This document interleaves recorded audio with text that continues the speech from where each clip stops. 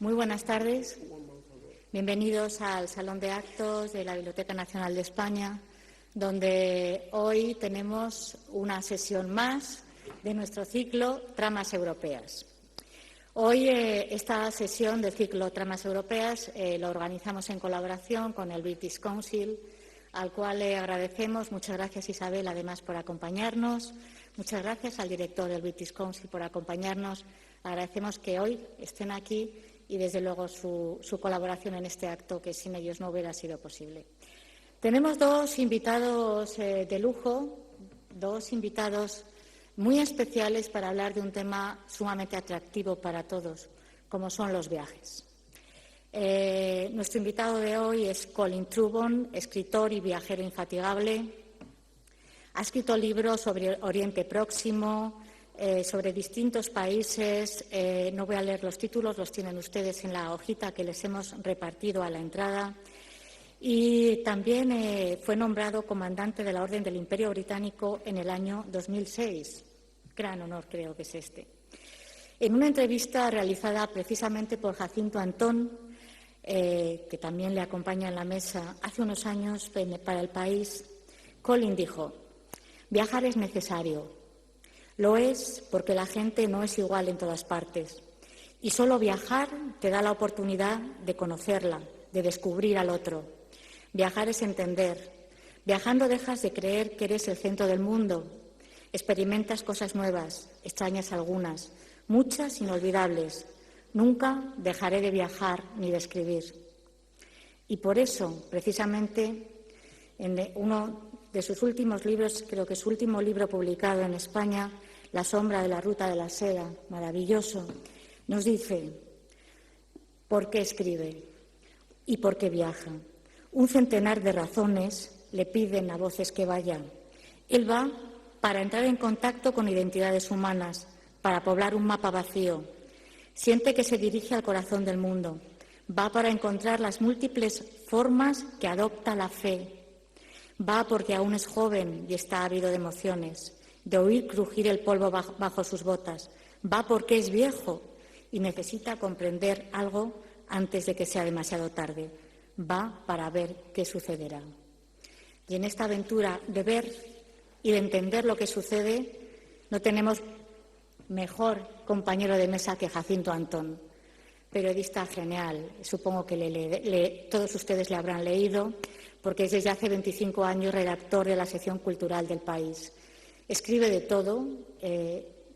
todo lo que nos puede llenar el interés de la vida, es decir, de toda clase de aventuras, artefactos, animales, cuestiones vitales, crónicas llenas de vida, llenas de inteligencia. Muchísimas gracias, Jacinto, por estar aquí con nosotros. Hemos tenido hace muy poco, también en nuestro ciclo, premios nacionales, porque el año pasado le concedieron por primera vez el Premio Nacional de Periodismo Cultural por toda su trayectoria profesional. Así que gracias por acompañarnos. Va a ser, yo creo, una velada muy entretenida. Muchas gracias también a todos ustedes por estar aquí y espero que disfruten.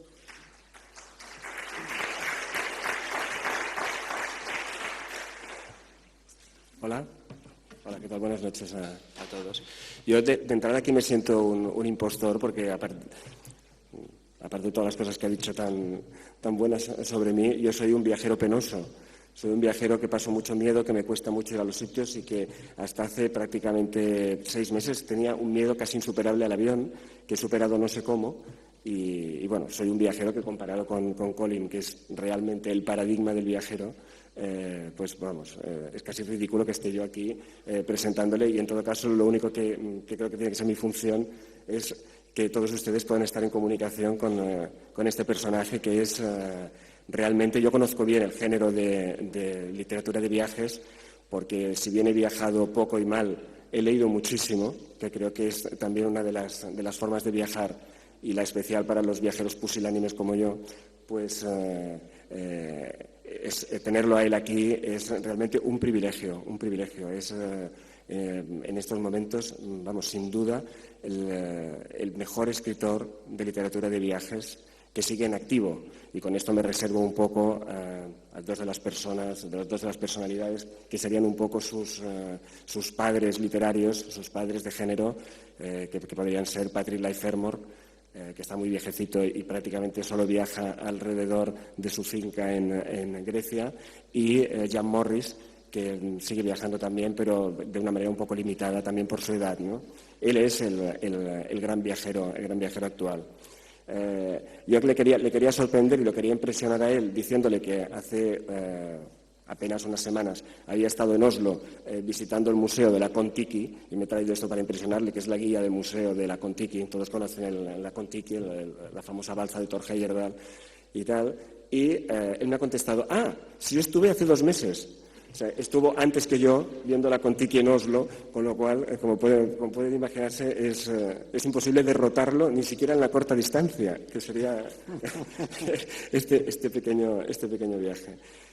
Yo he viajado mucho con sus botas, he viajado mucho con sus libros y sufriendo con él, viendo paisajes maravillosos, visitando lugares en los que solamente me había atrevido a soñar. Yo cuando pienso en Colin me viene a la cabeza la palabra Samarcanda, que es como, digamos, el no va más del Shangri-La viajero, ¿no? Samarcanda. Él ha estado muchas veces en Samarcanda y la ha visto en sus momentos bajos, pero ha sabido recrear el esplendor de los lugares periclitados. Yo lo descubrí a él con el primer libro suyo que se publicó en España, que fue En el corazón de Asia, que era un libro que era una visita a las antiguas repúblicas soviéticas asiáticas. Y allí descubrí ya una persona, un viajero, con una capacidad absolutamente increíble en la descripción de paisajes. Yo creo que si tiene una característica que lo diferencia de otros escritores, es esa capacidad por describir paisajes y describirlos desde una forma, yo casi diría, psicológica, los paisajes como estados de ánimo. Su libro, yo creo que fundamental, y el libro que yo creo que será uno de los libros que se recordarán para siempre en la historia del género de la narrativa de viajes, y no solo, es En Siberia. Supongo que todos los que están aquí, que tienen un interés por el mundo de la literatura de viajes, lo conocerán. En Siberia es un viaje, a Siberia, que empieza con Rasputín y acaba en el Gulag, pero por en medio hay chamanismo, hay mamuts, hay momias, las momias de Pacirik, túmulos. Es un viaje alucinante a través de un paisaje, a través de la historia. Porque otra de las cosas fundamentales que tiene Colin es que tiene un interés increíble por la gente. A veces, yo reconozco que a mí la parte suya que más me gusta es la de los paisajes, pero probablemente porque soy un tipo mucho más asocial que él. Él tiene una capacidad para empatizar con la gente absolutamente magistral, y que creo que es una de las características fundamentales de un buen viajero. Un buen viajero tiene que ser una persona que no solo no supone una amenaza o un peligro para el lugar al que llega, sino que además tiene la capacidad de que le hablen, de que le expliquen su vida a la gente, que simpaticen con él a primera vista. Él tiene la ventaja de que su aspecto es poco peligroso, a no ser que se confunda con un agente británico del Gran Juego, que también podría ser. Pero es una persona que despierta enseguida el interés y la simpatía de los países a los que viaja, incluso a los sitios más difíciles. Tiene una cosa muy británica, que es esa capacidad de no mostrar su miedo. Yo al principio pensaba que era un hombre sin miedos, pero los tiene, como todos, y sobre todo como todos los buenos escritores y como todas las personas que piensan. Y en cambio tiene esa sensación de que no pasa miedo, de que se puede meter en los sitios más peligrosos y extraños sin dejarse la piel. Y bueno, también tiene la ventaja de que no enferma demasiado a menudo, que también es muy británico eso. o si no, por lo menos lo soporta estoicamente. Y bueno, tiene muchas de estas virtudes, pero sabe sacar de la gente sus historias personales. Y claro, las historias personales de nosotros pueden ser más o menos fáciles de extraer, pero por ejemplo de un pastor de renos siberiano son más difíciles, y sin embargo él lo consigue. Él consigue que le expliquen sus problemas cotidianos, sus miedos, sus filosofías de la vida, y eso enriquece de tal manera sus libros que los hace absolutamente maravillosos. La combinación entre el paisaje y la gente. A esto se añade una tercera dimensión, que es la proyección histórica. Como todos los británicos, tiene una gran capacidad de explicar la historia y de interesarse por la historia. Esto es una cosa que nos ha faltado durante mucho tiempo a la tradición, a la pequeña y corta tradición nuestra de literatura de viajes, que es tener la capacidad de narrar, de profundizar en la historia, de saber discernir cuáles son las anécdotas históricas que a la gente le pueden interesar más, ¿no? Esa capacidad para captar la chispa de los momentos que pueden atraer más a la gente. Con esas tres cosas él se mueve por el mundo. Con esas tres cosas y las botas se mueve por el mundo. Y otra cosa que también es muy británica, que es su capacidad de idiomas. Yo recuerdo que una vez le pregunté, Colin, ¿y ahora dónde viajarás? Y me dice, estoy pensando en viajar a China, en hacer mi próximo viaje a China. Dije, bien, ¿y a qué te vas a dedicar para prepararlo? Y dice, bueno, voy a refrescar mi mandarín. Esto pocas veces lo dirá un escritor de viajes español, ¿no? Voy a refrescar mi mandarín. Son esas cosas que bueno, admiras tanto de los escritores británicos. Y bueno, él forma parte de una larga tradición que se remonta, yo diría que uno de los más importantes es el viaje a Oxiana, el autor Robert Byron, el autor de Viaje a Oxiana, que era un esteta a la hora de describir lugares y tal, y él ha recogido un poco esa tradición pasada a través de Patrick Leigh Fermor, que es uno de sus favoritos, nos hablará supongo de él, Freya Stark, son un poco tus escritores favoritos, ¿no? Bueno, yo creo que el que tiene que hablar realmente él, y podemos ir haciéndole preguntas o podemos convertirlo un poco en un diálogo con él, pero quería leer un fragmento pequeño, muy pequeñito de En Siberia, para que vean un poco los que no lo conozcan, la capacidad suya para describir un paisaje. Ahora será que lo encuentre. Aquí está. Dice, fuera de la aldea se extiende la tundra. Sus únicos árboles eran alerces raquíticos que derramaron un polvo dorado de agujas cuando los toqué. Su belleza estaba toda en el suelo, en un edredón de musgo, brezo, líquenes, hongos. A finales de septiembre, en ese momento que precede a la nieve, brillaban en una pátina de ámbar y escarlata. Apenas los agitaba el viento. Una fructificación de bayas rojas y azul añil, varios tipos de arándanos, colgaba de tallos que estaban volviéndose rubí y entre ellas, entre líquenes desconocidos para mí, alzaba minúsculas y enmarañadas frondas el musgo de reno. La mitad de las texturas eran inesperadas. Montículos que parecían sólidos dejaban paso a cojines esponjosos o se hundían en ciénagas, mientras bajo mis pies el musgo de reno que parecía mojado rechinaba como virutas. Esto no es solo la mejor literatura de viajes, es de la mejor literatura que se puede leer. La capacidad que tiene de vocabulario, de descripciones. Una vez creo que hablamos de Shakespeare como uno de los grandes referentes de su escritura. Él, déjame darles unos datos biográficos, es descendiente del poeta Dryden y eso no es baladí en su historial literario. Por el otro lado, su padre era un general del ejército, con lo cual tenemos una suma de pluma y espada bastante interesante también. Pero en fin, vamos a hablar con él y yo empezaría a lanzarle la primera pregunta, que supongo que será una de tipo práctico que les interesará a todos, porque supongo que además de lectores de literatura de viajes todos tienen una cierta vocación viajera, que sería cuál tendría que ser un poco el decálogo del viajero, cómo tiene que ser un viajero, digamos, ideal, en qué tiene que fijarse, cuáles tienen que ser sus características y sus virtudes.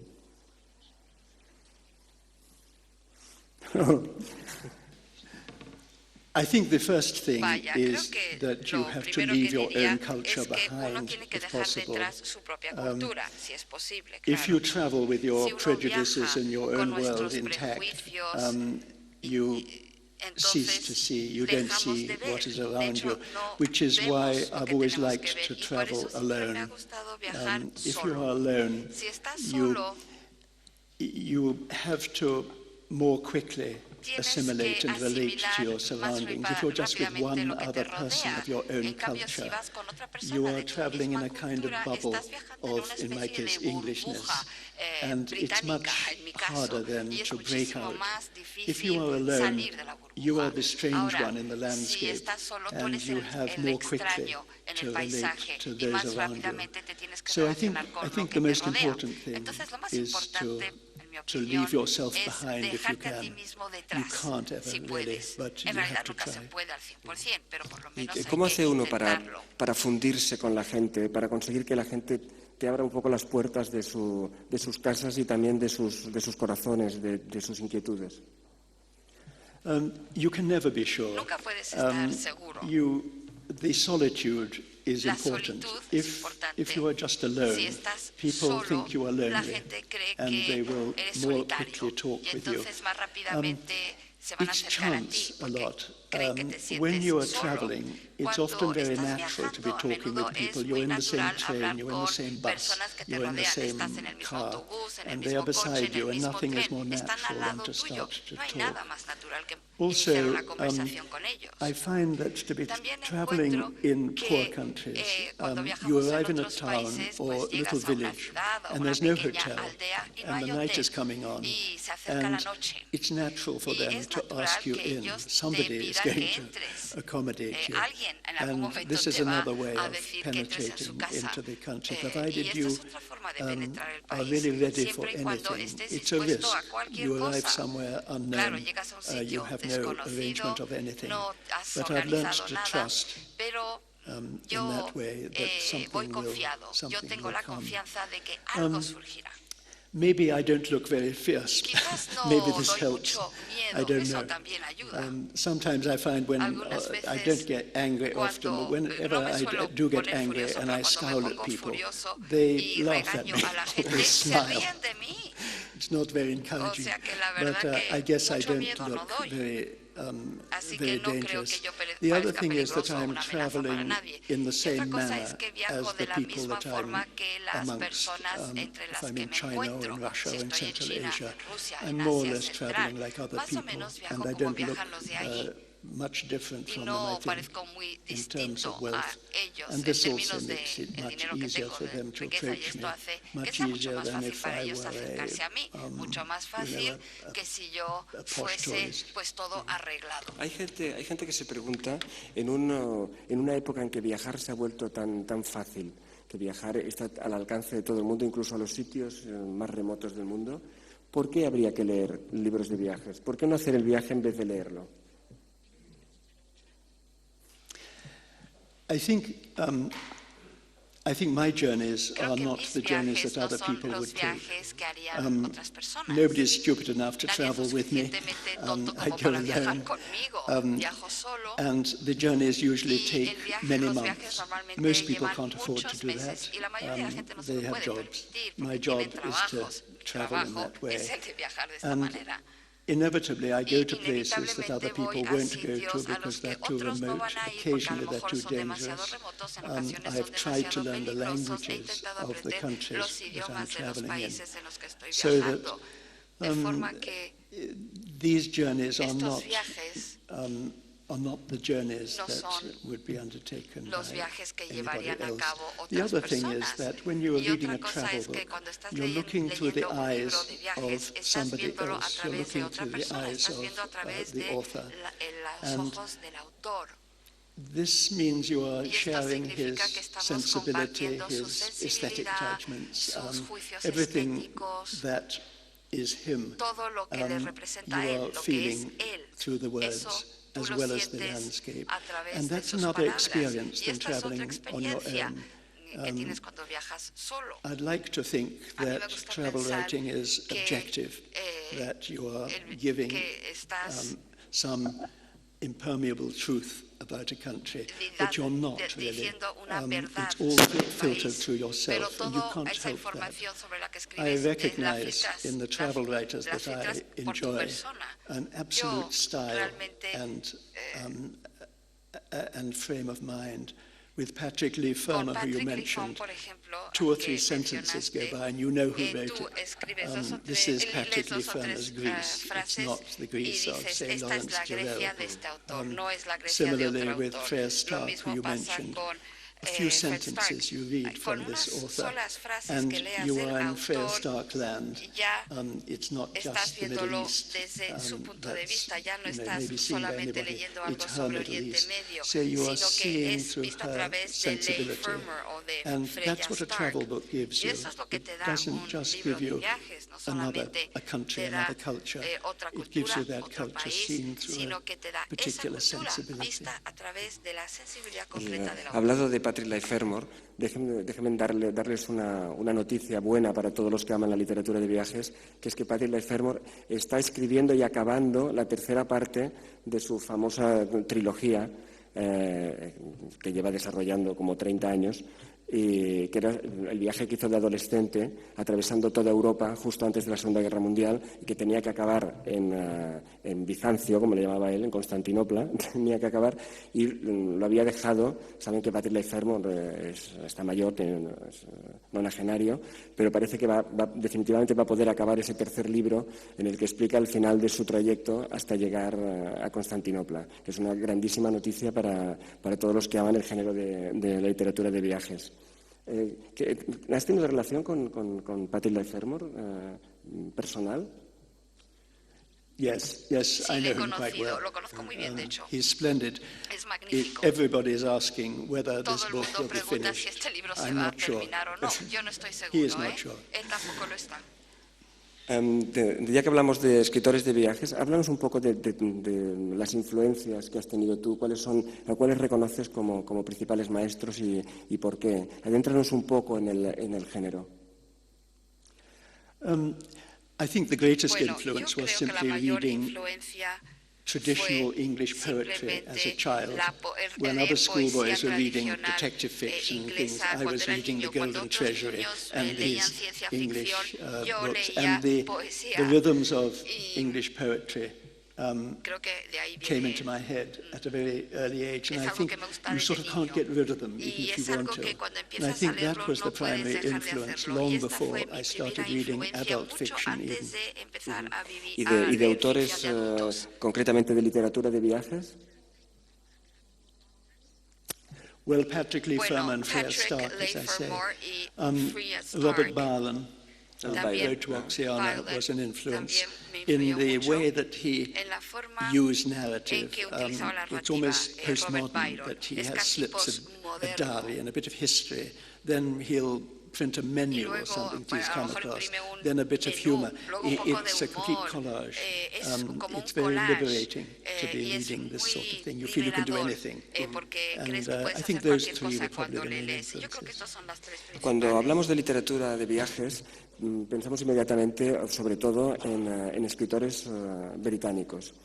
¿Cuál crees que es, aparte de la razón obvia colonial de que tuvisteis un imperio y lo conservasteis mucho tiempo y supisteis tener buenas relaciones con los, en general, con los dominados? ¿Cuál es la razón? Sí, en general.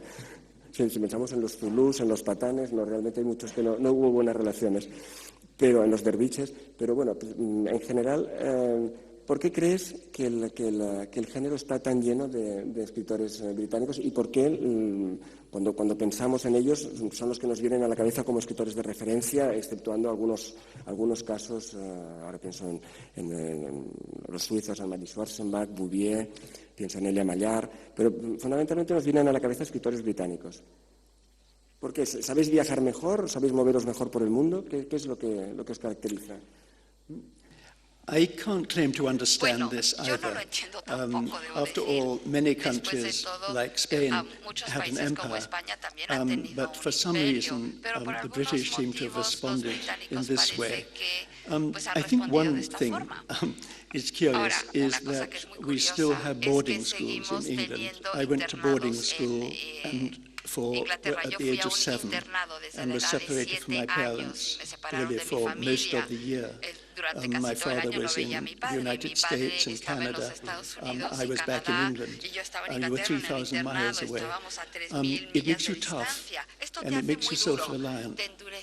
And in some ways it can be bad emotionally, I think. But it does give you some feeling that you can manage in any sort of difficult circumstance. And school was very tough. I mean, I was at Eton, which is privileged British boarding school, but it was only just after the war, I mean, the 1950s, and it was hard. All sorts of tough old travelers have come back after being beaten up and harried in places, darkest Africa or Asia, only to say, well, it was nothing compared to Eton. And there's some element of that in the English makeup, I think, that they're sort of used to that kind of self-reliance and independence. It's not always a good thing. It also produces this sort of superiority complex that plagues the British and many British travel writers. But I think that's one reason, perhaps, why we seem to have the confidence to go out into the world and write about what we think it is.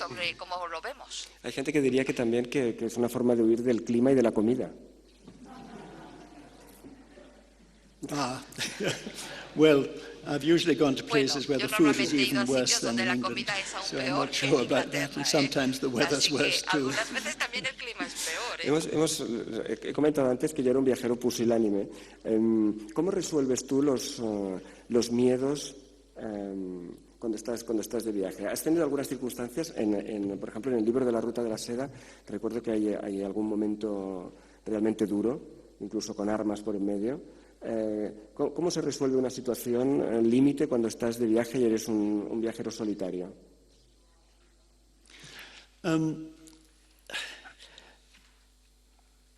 It depends on the danger. I mean, I haven't often had a life-threatening situation, but occasionally I have.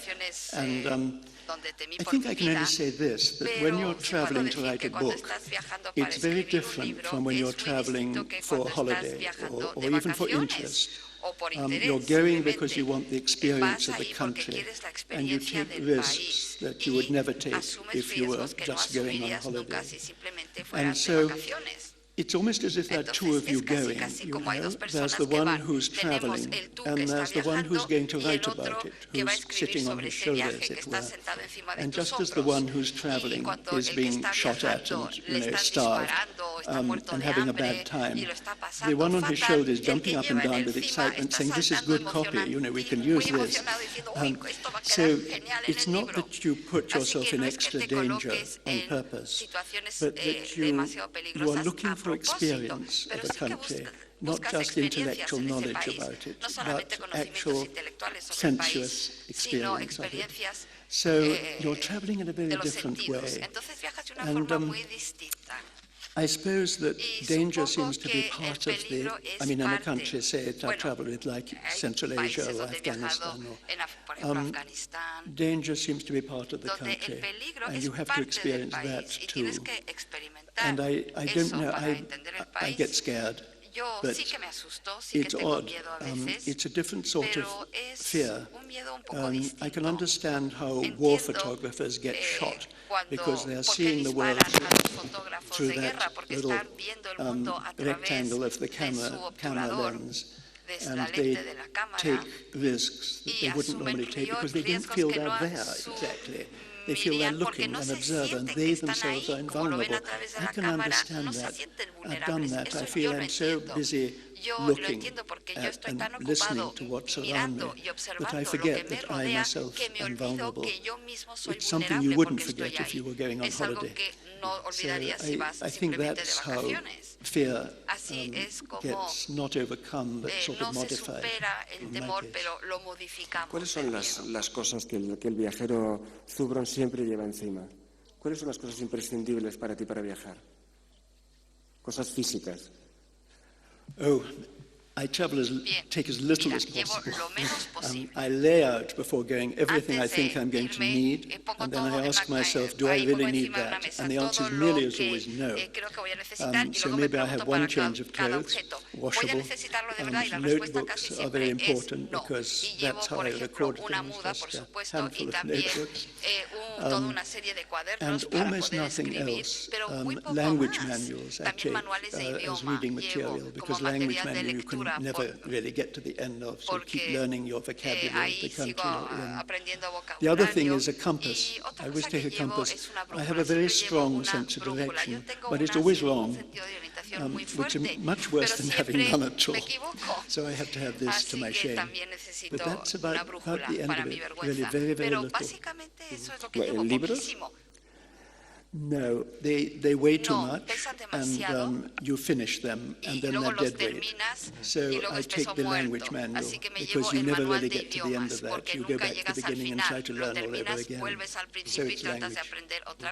Bueno, mi mujer siempre viaja con un libro y va arrancando las páginas que lee, lo cual es de las cosas más odiosas, de los espectáculos más odiosos que puede uno presenciar, pero realmente es práctico. Yo recuerdo que hicimos un viaje a Grecia y se llevó un libro que se llama Bomarzo, cuando conocen el libro, que es un libro voluminoso, y cuando llegamos era así de pequeño.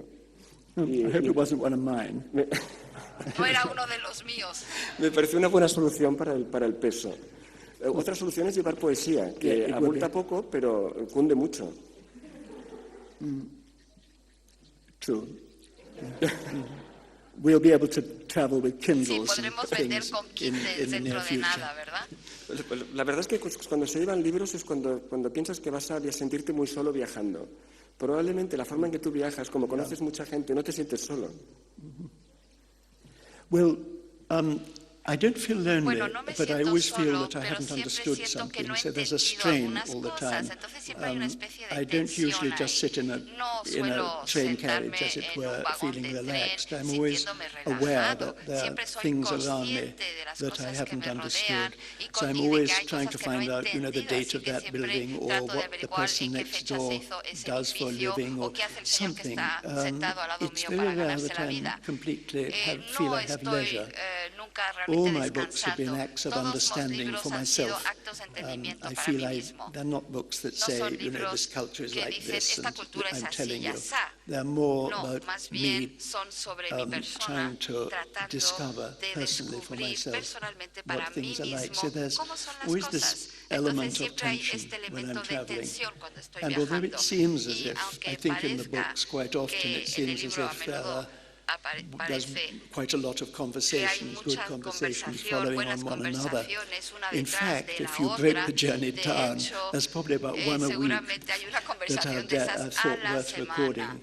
Many of the others just failed because they're not interesting enough, or maybe my language is broken down or something. So because I only keep what's important, it looks as if I have wonderful conversations one after another. This isn't so, unfortunately. Hemos hablado de la salud. Si algo puede estropear un viaje, como el amor, es la salud, tener mala salud. Recuerdo que en tu viaje por la ruta de la seda tuviste un problema de dolor de muelas, que puede sonar como muy trivial, pero realmente te puede amargar un viaje. Y lo solucionaste de una manera bastante radical, ¿no? Well, I had a huge abscess on that tooth, and my whole face swelled up. I looked unrecognizable to myself, and it was very painful. And I had to go to a dentist. And I was in western Iran, in a small town called Marhiyeh. And there were, the dentist there was a sort of a very robust as Yere. He looked more like a butcher.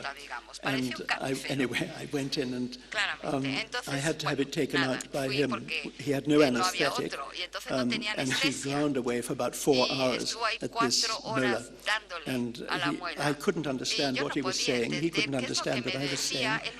I only heard him use the word root canal, which I thought, well, that's promising maybe. And but after 3 hours, I think he couldn't do any more. He had failed, and he sort of gave up. And then, because in Iran, all the medical profession in particular is completely divided between women and men, women doctors for women patients, men doctors for men patients. He handed me over to the woman dentist, who was much better than he was. He hated this. And she finished my tooth for me under a veil, all I could see with these 2 eyes. And she did a good job, according to my London dentist, when I got back. But it took 3 hours for the man to feel ashamed enough to hand over to the woman. Creo que luego costó mucho quitarlo ese empaste, ¿no? Yes, it was impossible. They used a very old-fashioned filling, which was there forever, and the London dentist said he could do nothing about this. So I think I've still got it in here. Hablemos del paisaje, que a mí es de las cosas que más me conmueven de tus libros y más me impactan. Tiene una calidad casi metafísica el paisaje en tus descripciones. Cuando miras un paisaje, ¿qué ves?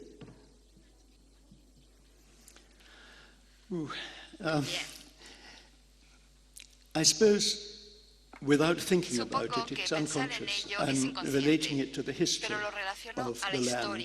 You see a desert, and you know who crossed it, and what it meant, what it was like maybe 2,000 years before, very different. And those things which come from research weigh in a certain amount. So that animates the landscape to some extent. And the rest is unconscious, really.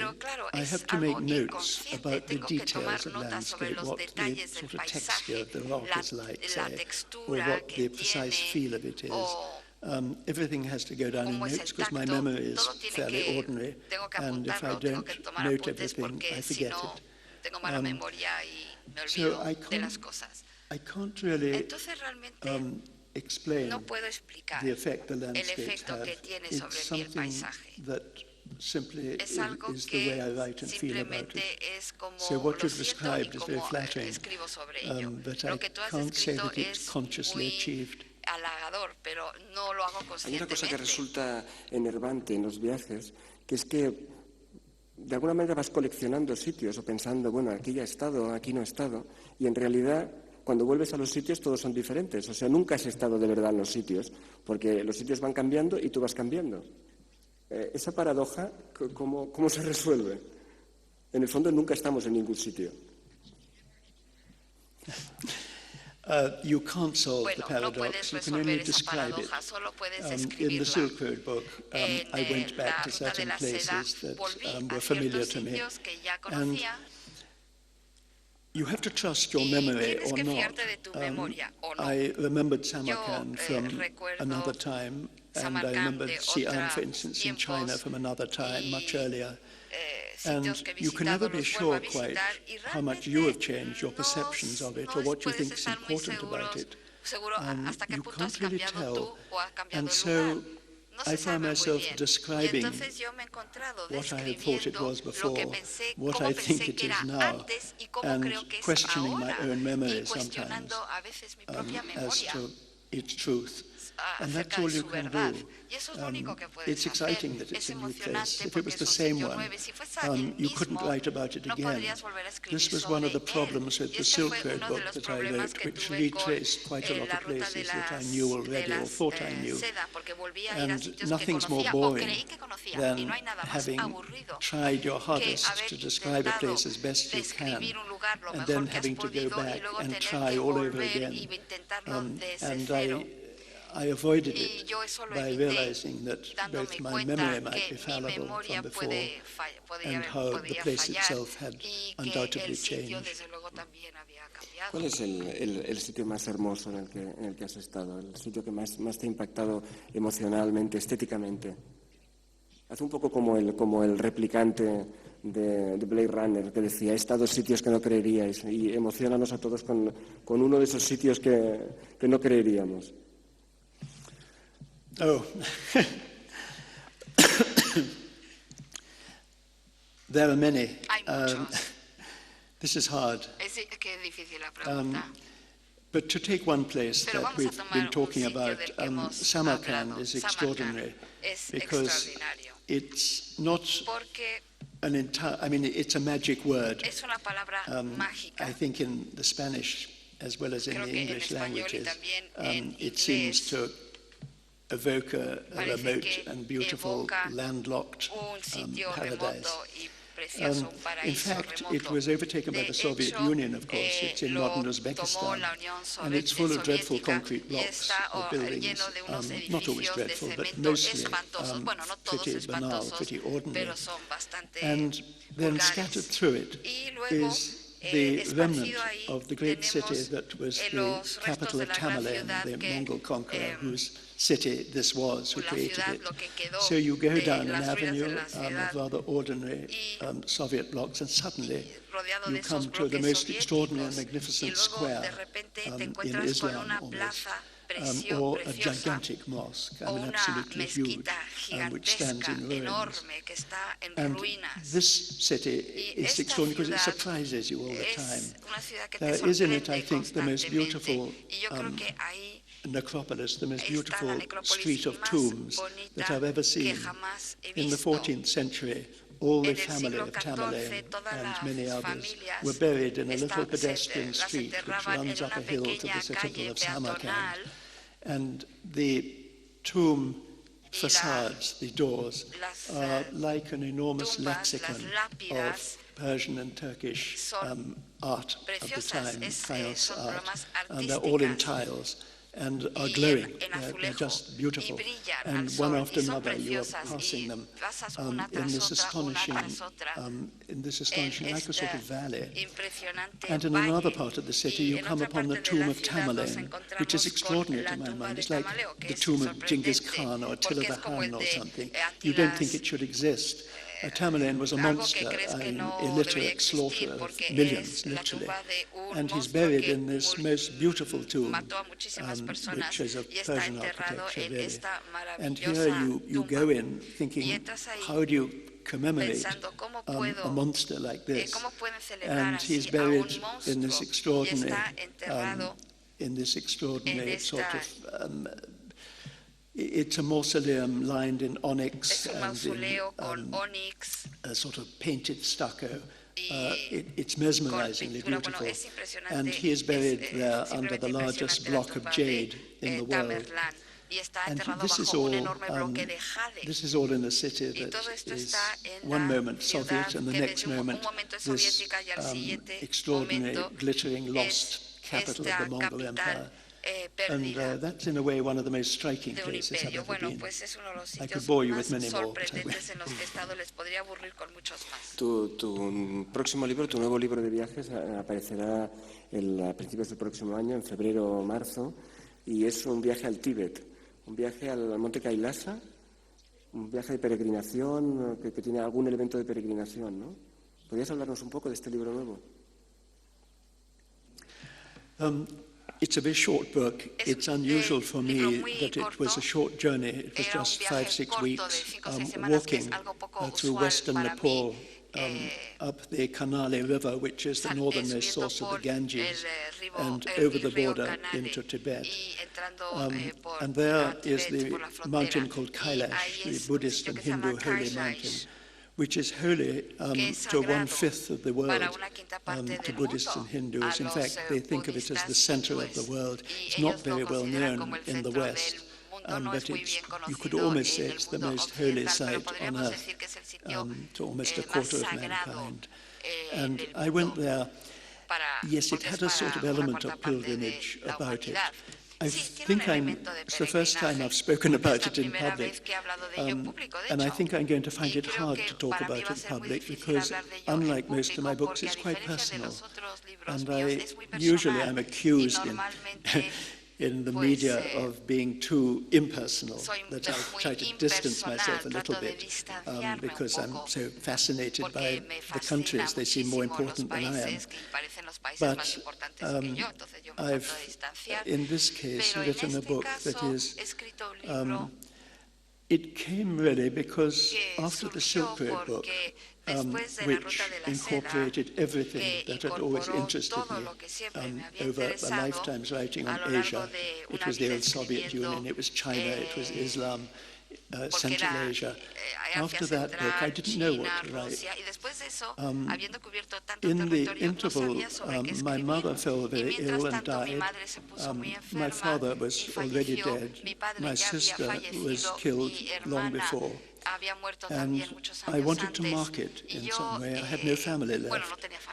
And I thought that the trajectory of my life shouldn't just carry on.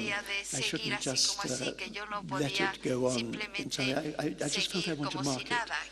This is almost inexplicable in logical terms. It was just something I wanted to do. I'm a travel writer. I was bereft, if you like, and I wanted to do a journey. And the place I chose was not to go to somewhere like, say, Jerusalem, where God is supposed to have moved in history, but because I'm agnostic, I went to this mountain, which is holy to other people, and it's not a place where there's any sort of dogma or specific belief, really. It's just a sacred mountain in the Himalayas, which is almost separate from most of the Himalayas. It's an obvious object of worship. It stands alone. It's very beautiful. It's very strange. It's never been climbed. It's too holy. And so people simply walk around it for 4 days on pilgrimage. And that's what I did. Déjenme decirles que si se le ha acusado de ser impersonal en sus viajes, es gente que no lee con mucha atención, porque yo recuerdo, por ejemplo, su libro de En el corazón de Asia. Había un extraño sentimiento de pérdida, de muerte, había una especie de fijación por los túmulos, por las tumbas. Y yo le pregunté, ¿hay algo personal? Y era por la muerte de su padre. O sea, en todas sus páginas hay una subjetividad. Claro, no es la subjetividad del viajero que estamos acostumbrados, mediático, que va diciendo me está pasando esto, me está pasando lo otro. Es una subjetividad mucho más pasada por el tamiz de la literatura y mucho más sutil, pero está ahí. Desde luego no es un escritor de viajes objetivo, si es que puede existir tal cosa, ¿no?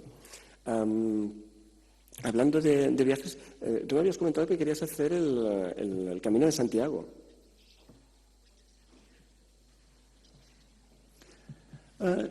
It was an idea that I think almost it's been so much done, so many travel writers have written it, and it was very specifically Christian, and I don't feel, maybe controversially, I don't feel especially Christian. I feel I'm religious in some way, but it's not specific.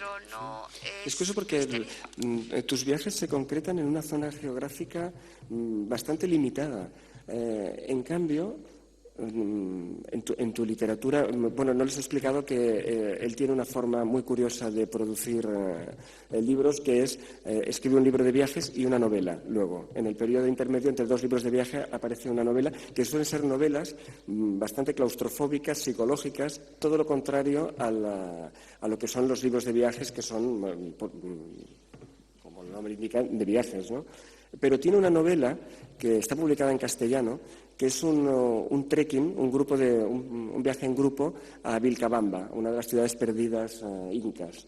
Y Y es curioso que ese sí que es un viaje, que además creo que lo hiciste a la zona de la Inca, pero tú no sales de lo que sería Eurasia. No tienes un viaje a África, no tienes... Bueno, es verdad, tienes Entre Árabes, que fue tu primer libro, en que viajabas a Siria y Líbano. Es un libro muy de juventud, apasionante por lo que tiene de que se descubre al Colin Zubron iniciando su carrera de escritor de viajes, pero digamos luego te gusta mucho esa zona, ¿no? Lo que sería pues China, Rusia, toda esta zona, ¿no? ¿Por qué?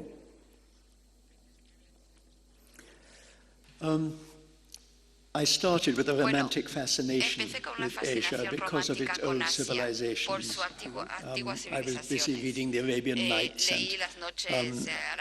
and being interested in Arab culture, and with an old kind of romanticism probably about all the lands that lay to the east, India, the great Islamic countries, China, and I approached them slowly because I felt I had no understanding of anything, but the Middle East was sufficiently close to us in Europe for me to have some little holdover. After all, the ancient Greeks and Romans were there. There were the Crusades against Islam. And so I felt there was something I could grasp. So I started with the Middle East, and then getting bolder, I went further and further east. But the start of it was a fascination with the romance of very old civilizations. It's what I love. A little later, after the specifically Middle Eastern books, I changed in some way because I stopped writing about small cities and countries like Lebanon or say, Damascus. Lebanon's half the size of Wales in Britain, it's tiny. And I approached the big countries, Russia and China. And I don't quite know why I made that change, but I think I wanted to put a human face on the lands that we have been brought up to fear. In the West, my parents were brought up to fear, that generation brought up to fear Germany. My generation was brought up to fear the Soviet Union and communist China behind it. And I wanted to try to understand for my own self as well as for readers what lay behind that hostile facade we were given of, in Russia, it was men in Homburg hats saluting the May Day parade, and this was our image. And in China, it was even more enigmatic.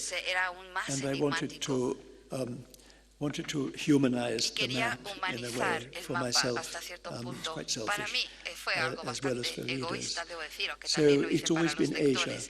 And after, middle age and so on, you make a big investment in a country, you learn the language, you know something about the history, you have some experience of it.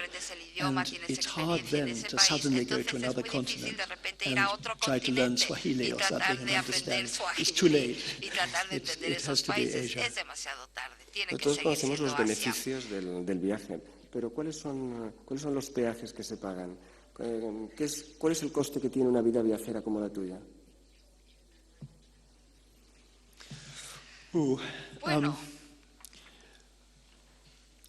I think the cost is probably personal. It's not career. I've been lucky to be able to follow the career that I would have always wanted to follow. To be paid for traveling and writing about it is wonderful. I have to remind myself sometimes because writing is very hard and traveling is very hard, but I love it. And there's been no toll there. I've been happy to be able to decide what I do. I don't have a boss, as it were. So there's been that wonderful freedom to write a novel when I wanted. I think probably the toll has been in personal relationships. I've never married. I have a lovely and long-time girlfriend. Tengo una novia maravillosa desde hace muchos años, I think it's very hard es to muy follow this difícil, profession seguir and esta to have a profesión y al long-suffering mismo wife tiempo tener back una in England. If mujer you ahí were sufriendo away por for tu maybe 6 ausencia en months Inglaterra. or Si te more, vas durante 6 I think meses it o would have más, been possible yo to creo que do sería that. imposible As tener it una is, relación con it alguien. didn't happen. You know, it might Pero have done. claro, But that's the toll, yo creo I que think, ese es el peaje a that nivel your personal. family life Que tu would vida be very hard familiar with this es sort muy of thing. difícil tenerla There are many con travel este writers tipo de that trabajo. can Hay manage the muchos two, escritores but they've written slightly different books libros from de mine. viajes que sí pueden And I hacerlo, doubt pero if sus it would libros be son muy fair distintos a to your los míos family y no to creo que sea disappear justo para in tu the way that familia I do. desaparecer como suelo I might have desaparecer yo durante tanto put that tiempo. first, perhaps, Quizás and eso lo travelled in a debería different de haber way, puesto antes, but I didn't. pero no lo hice.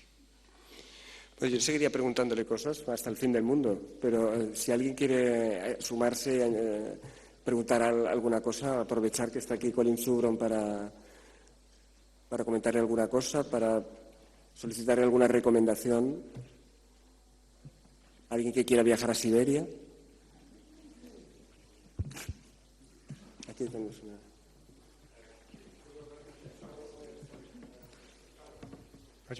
I was just wondering if you Sí, ever me use preguntaban photography si as a way of utiliza la jogging your memories fotografía as para, you go como, along. Nowadays it's para digital photography. It's quite easy, of course, superar but, sus problemas in the de old days, memoria. cameras were rather large. Claro, I antes wonder las cámaras if you pesaban use mucho, ahora that. con las cámaras digitales que no That's pesan very para interesting recordar las question because cosas. I've only Qué pregunta just tan started interesante, to do porque that. acabo de empezar a hacer Because esto of the size of justamente. cameras Por in the el tamaño past, de las cámaras en I el haven't pasado, carried one. nunca he llevado una Usually, conmigo.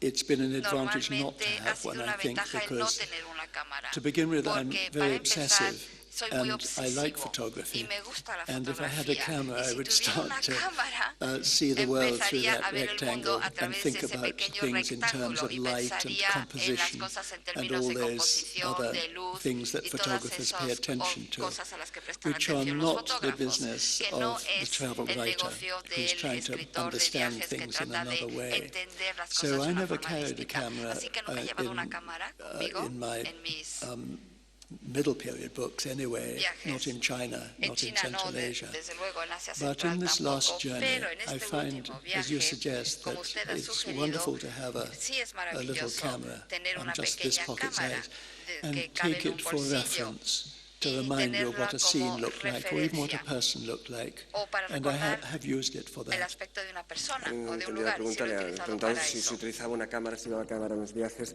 Dice que no le parece que sea la función del escritor de viajes hacer fotografías y que eso le impide tener una visión como la que él persigue del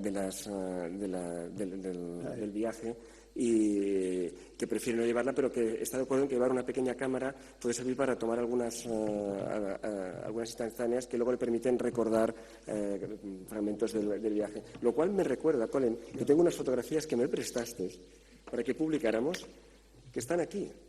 Una foto tú sonriendo a un camello, otra en una especie de río, otra con gente, que te las devuelvo en público, fotografías. Es la prueba de que sí toma fotografías en los viajes. Y no son las fotografías de un Thesiger, realmente no creo que te las devuelvo porque no pudimos publicarlas y no las podemos poner en el archivo porque no son de una gran calidad, pero en cambio realmente son muy simpáticas. Esas fotografías. It's good of the camel. La del camello me encanta. ¿Recuerdas? Hay una un camello. Excellent. That's good. I do. Bactriano, Yes. parece, ¿no? Sí lo recuerdo, sí. From Bactria. Right. ¿Alguien más quiere hacer? ¿Sí?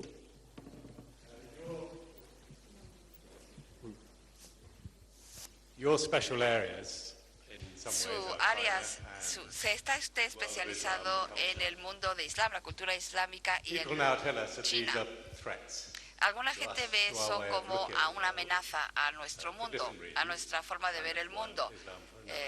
China por un motivo y Islam por el otro. Y Within those two cultures. ¿cómo está la en esas culturas that's que a para huge nosotros son question. amenazas? Qué pregunta tan difícil. And a very difficult one. Difícil I'm not sure how y to muy answer. amplia. Yo no sé muy bien cómo contestar.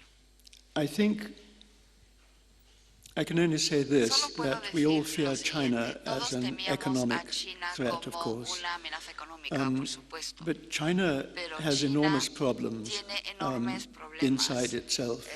There's a huge impoverished hinterland there, and it's easy for a country like that to achieve rapid economic growth initially. But later, they have to confront all sorts of social problems. Whether you can actually liberalize economically and not politically is a huge question. The Communist Party in China still is a suffocating overall power. You could perhaps look at Singapore and say that's a country that has no freedom and is thriving economically. But China is a much, of course, more complex and enormous entity. And I think that, already there's a great deal of disturbance in China. Chinese workers in particular, coming from the country into the towns, are not like the urban workers. They're much more rebellious and tough, and they are beginning to find that they have certain rights. And there's a lot of unrest, a lot of strikes in China, which we don't hear very much. I think probably Chinese growth will slow in time in the way that the Japanese have. And the Chinese have much more problems than the Japanese ever did in that enormous land where you have almost a quarter of the world's population living on just 7% of its arable surface. And it's not completely clear to me that this threat is as great as some people fear. As for Islam, yes, there's a sort of paranoia around it, which is deeply unfortunate for ordinary Muslims who deplore the extremism as much as we do. And I think there's nothing much served, in a way, by much of the press scaremongering after 9/11, which was, of course, a horrible thing, which in the States, in panic, they thought was going to be repeated every few months. And, of course, it hasn't been. Islam, there is that in the religion which might sanction violence to the unbeliever more than, say, in Christianity. And that's something that modern Muslims have to cope with, and most of them do. But there is a sort of sanction in the Quran, unfortunately, for some of the kinds of thinking that we deplore. But it can be approached and read in many different ways. And I think that the greatest danger comes from a culture that feels it's been superseded, and a culture that feels it's been humiliated historically, and that its voice has not been heard, its achievements are sort of nullified, and that most Arab peoples are very proud, and there's a danger there that it's not just a religious anger, but it's a sort of national or cultural humiliation. If you think back to the 1960s, there was no Islamic threat. There was a threat from Islamic countries, if you like Nasser's Egypt, but they were nationalistic, and that's the form it took then. And it may be that in the future, this anger and sense of humiliation will either be ameliorated or it will take other forms. I can't answer better than that. Bueno, les haré un corto resumen. Vale. Pues estupendo. Pues ya no sé para qué lo he hecho antes. Bueno. Sí, sobre pues pero no tomaba notas. Sobre el libro este del Monte Kailas, que acaba de escribir, quisiera saber dos cosas. Es un libro personal, pero ¿hay alguna referencia al contexto político de la zona, sobre todo de Tíbet? Y por otro lado, ¿cuál es su posición ante el budismo? Es decir, ha hablado un poco que es ajeno al cristianismo, pero quizá esta experiencia le ha abierto de alguna manera también los ojos al budismo. Two questions, I guess, there. About Tibet, I think I feel like we all feel, or most of us feel, that the Chinese occupation of Tibet is pretty horrible. There is a Chinese case for what they're doing because Tibet was very poor when they arrived, and in their eyes very backward, and they feel they're pulling Tibet into the modern age. The Tibetans don't see it that way. They see themselves being overwhelmed by Chinese immigration and their precious culture, which is Buddhist, of course, being systematically eroded and quite consciously so. So I feel sad for Tibet, but I don't think the Chinese are going to let it go. I don't think they're just going to retreat from Tibet. Tibet is too important to them. About Buddhism, I suppose because of being very conscious of the death of my family, I mean, there's nothing unusual in a man of my age having no family, certainly having parents who died. But because I went with a consciousness of that, I was thinking very much about the afterlife, about what religions have to tell us, what they have to offer about life after death. And Buddhism is attractive to me in a way as a philosophy. Buddhist monks described it not even as a philosophy, they said it's a science. And in the Tibetan Mahayana Buddhism, there's a great science of death and how it's approached, what happens afterwards, how the living can guide the dead, even in something like the Tibetan Book of the Dead. I became very interested in it, but it offers no comfort for us. We, in the Christian tradition, have been brought up to believe that the life after death will contain those we love, that our memories will continue after our death, our personalities, our individual character. That is not there in Buddhism. Nothing of the individual survives. And it doesn't, I mean, merit and demerit survive, but that's all in a new incarnation. So it offers no comfort. I'm fascinated by the religion, but I wasn't drawn to it for any very deep personal reason. And so I found myself traveling, if you like, through a country that offered, or a culture like Tibet, that offered a very developed attitude to life after death, but one that I couldn't warm to. Coming from a culture, the Christian, whose attitude or perceptions were much more appealing to me, but I couldn't believe or can't believe in that either. So I think in this book I'm probably a rather sad and lonely figure, traveling between two cultures, but with a fascination for one and certain ties to another.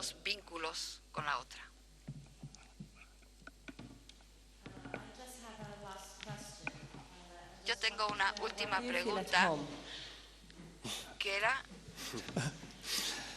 Lo siento, no lo hemos oído. I think probably nowhere, very strongly. ¿Dónde se siente en casa? Debe ser una pregunta. Yo creo que en ninguna parte. I think that I always think of a Chinese poem, ancient Chinese poem that goes somewhere, the land that is nowhere, that is the true home. And I sort of relate to that. at the same time, I'm very English. I was brought up in Southeast England. I live in London. Most of my friends are in London. My girlfriend, however, is a teacher at the University of Pennsylvania, so I'm at home in Philadelphia. But I don't have absolute ties, I feel, or my ties are lighter than most people's to anywhere. La mayoría de las personas a su país de origen. ¿Alguien más? ¿Alguna pregunta más? ¿Cómo estamos de tiempo?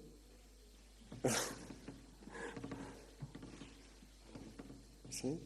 Pues yo quería preguntarte sobre algunos de los viajeros que para muchos de nosotros son mitos y que tú a lo mejor has conocido. ¿A Chatwin lo conociste? ¿A Chatwin, Bruce Chatwin? Chatwin? Sí. Mm-hmm. Yeah. Sí, yes, I knew him. Sí le not conocí, that sí. well, but No demasiado for the bien. sort of 5 or 6 years before Hace his death, 5 o 6 años I antes met de que him quite muriese, often. sí me And, reunía con he él was a tremendous bastante a character, menudo. Tenía una great gran fun, personalidad, era a divertidísimo. great raconteur. He Contaba didn't historias muy have bien. not much dialogue. It was No mostly tenía a monologue demasiado from him. diálogo, era sobre todo People called him monólogos, Chatters. ¿verdad? But he was very inspiriting. Pero I missed him after his death. You don't miss many people cuando murió no echas de who, menos because of their muchas character, personas por su kind of fill personalidad. up your space. He was Pero él es very alguien al que se passionate, echa de menos sort of porque era muy apasionado intellectually. intelectualmente. He loved a good story. Le encantaba una buena And historia. he became very attached to certain theories and Y ideas, tenía varias teorías which e were ideas great en las fun que to creía discuss, firmemente, like que those era in the muy songlines, for instance. divertido hablar con él sobre estas But ideas he que was a tenía.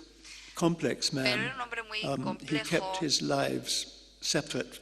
He had many lives Tenía and muchas kept vidas them in different distintas y las compartments. mantenía en I diferentes belonged to the sort of writer compartimentos. compartment. En We would cambio, talk about writing and yo pertenecía al to some extent Asian subcompartimento cultures together. de cultura asiática But porque he me was interesaba also an también y de aesthete que éramos los dos escritores. who was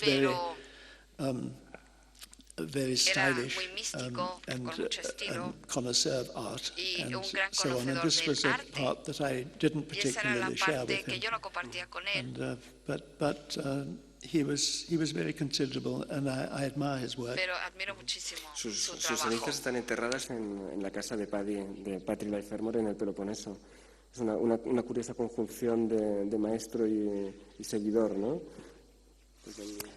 No, they are not far away. No están There's a demasiado little lejos. church Hay una pequeña iglesia near Cardamile where Patrick Leffermer donde lives. vive And it's a Patrick church that Bruce very much Leffermer, y es loved. una It iglesia looks que él out quería over mucho. mountains. It's almost abandoned, very tiny Tiene unas church. vistas muy bonitas, And es una his iglesia ashes muy are pequeña buried y sus under a cenizas tree están beside the church in enterradas the little debajo de un graveyard árbol al there. lado de Patrick la Leffermer is iglesia. going to personally Patrick carve a Leffermer stone memorial to va a, Chatwin. además, But I think, encargarse de la like so lápida. often with Pero bueno, Patrick Leffermer, he hasn't quite got Patrick around to doing Leffermer it yet. todavía no ha conseguido empezar. ¿Qué opinas de la generación, de la nueva generación de escritores de literatura de viajes? ¿Te sientes un poco, de alguna manera, un maestro de ellos, un padre como fueron para ti Patrick Leffermer o Jan Morris o Freya Stark? I never really feel that I can be a model for anybody. And it makes me uncomfortable to think I might be, because everybody has to express themselves in their own way. And there are one or two travel writers that copy me, I think, and makes me uncomfortable. I don't really like it. I just feel they're rather, even worse versions of me than I am. And I'm always happier when people are a little bit more individual and have something of their own to say. So I don't really feel like a suitable model.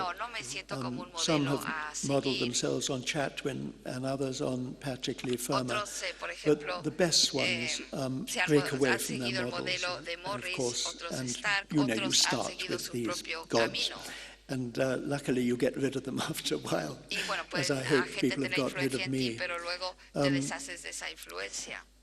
I think that there are younger travel writers in England who are very talented still. They tend to mix more, to be going into history and in some cases into fiction as well. Whereas some travel writers, at least in England, were pure travel writers. They did nothing else, like Leigh Fermor. Others would mix it with novels. But now almost every young travel writer is almost like hedging his bets about the genre and writing history as well, or fiction. These people may not be so well known here, but Philip Marsden, William Dalrymple, Katie Hickman, there are quite a number of a generation younger than me. Dice que cada generación de viajeros se fija en cosas diferentes.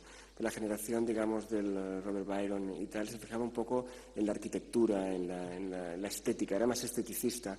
Luego, tu generación quizá es más política, se ha fijado más en los temas políticos, ¿no? En la situación política y tal. Las nuevas generaciones de viajeros o de escritores de viajes, ¿en qué crees que se fijan? They are probably more politicized than the older generation. Politics not in itself, as it is displayed by ordinary people that you meet in the course of your travels. In other words, how politics affects ordinary lives. And in England, you feel politics hardly affects anybody. If there's a change of government, it doesn't make any difference to speak of. But in China or in Russia, in Iran, it does. And so politics in that sense is more important. And the new generation, I think, is interested in that. It's become less sort of Mandarin. It's probably less about the beautiful buildings or the great moments of history, and more about the commonalities of life, indeed who you meet on the road and what you chat about and so on. It's a little more demotic and more everyday. And there's more of the traveller himself, of the writer himself, in the book, I think. They've tended to share their humanity with you, for better or worse. They share their humanity with the reader more than an older generation does. So perhaps that English reticence is breaking down. Ahora estaba pensando que... tenemos una pregunta aquí. Mi pregunta era que no sé cuánta experiencia tiene visitando España, pero ya que está aquí, si le ha dado tiempo a ver algo que le haya impresionado, que le haya llamado la atención por lo bueno o por lo malo.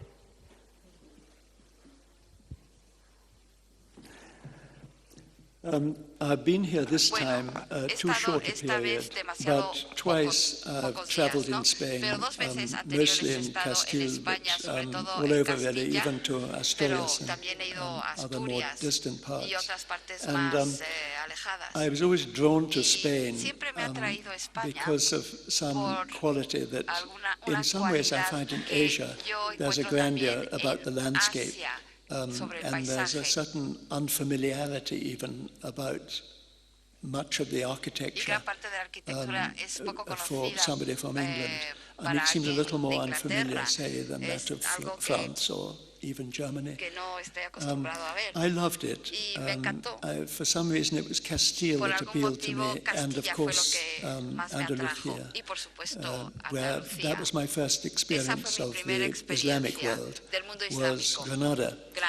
In fact, when I think I was 19 when I first saw the Alhambra, and I imagined when I went to the Middle East a year or two later that I was going to see lots of Alhambras all over the Middle East. There were going to be these beautiful Spanish palaces. Of course, there's nothing like the Alhambra anywhere in the Islamic world. It's exquisite and it's perfect of its kind.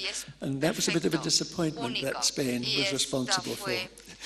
But no, I've loved Spain, and in particular, I suppose, fairly the kind of traditional Spain, like Avila, Toledo, Salamanca, Bojas.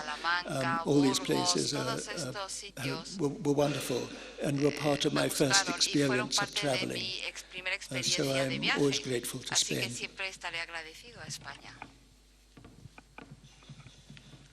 A mí me gustaría que nos recomendara un viaje imprescindible, un destino que no deberíamos perdernos, ¿no? Ahora que está de moda libros como Mis sitios que ven antes que morir, que me parece un título agobiante, espantoso. Yo solo le pido un destino o un lugar que usted crea que tenemos que ver sí o sí. Oh, I think everybody has to decide that for themselves. I think all of us must, if asked, to say there's one trip you are allowed to do before your death. We would all probably select something that was special to us, probably in some way for personal reasons. So I would hate to recommend anything in the way that you suggest.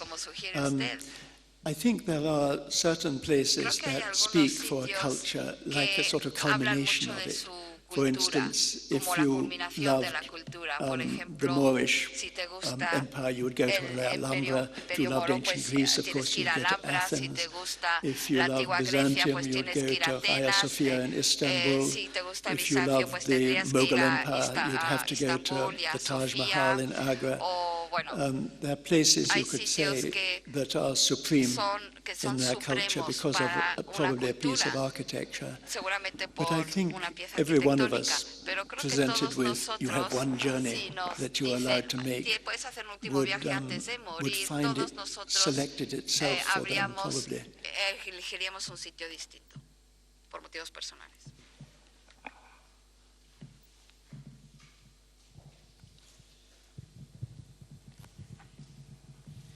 Sí, hablando en el capítulo de influencias de escritores, hay una escritora británica muy poco conocida en España, pero que yo creo que para su generación ha debido ser importante. Es la autora de un libro imprescindible sobre los Balcanes, es Rebecca West. Yo no sé si está considerada desde su punto de vista como escritora de viajes o es historiadora, escritora política. No sé qué influencia puede tener todavía el libro de Rebecca West. I think Rebecca West wrote a book called Black Lamb and Grey Falcon, which was her major work of travel come history on the Balkans. And that book has had an effect, I think, particularly during the troubles in the Balkans, Serbia, Croatia, Kosovo, and so on. Her book came back into prominence because it was very wise, I think, politically. It seems now out of date because the Balkans have reconfigured themselves into other states than those that she was traveling, and she's traveling in what was then Yugoslavia. But I think she is very considerable for that book. Bueno, cerraríamos con una última cuestión imprescindible, que es ¿a dónde vas a ir? ¿A dónde nos vas a llevar la próxima vez? I hoped you weren't going to answer or ask that, because I don't know. I think probably to be a novel, because usually after writing a travel book, I find a novel comes, because the part of me that writes a novel is very different from the part that writes a travel book. And the part that writes a travel book is exhausted at the moment. And so maybe my more personal life may create a novel for me. I don't know. The only answer, the only honest answer is that I don't know yet.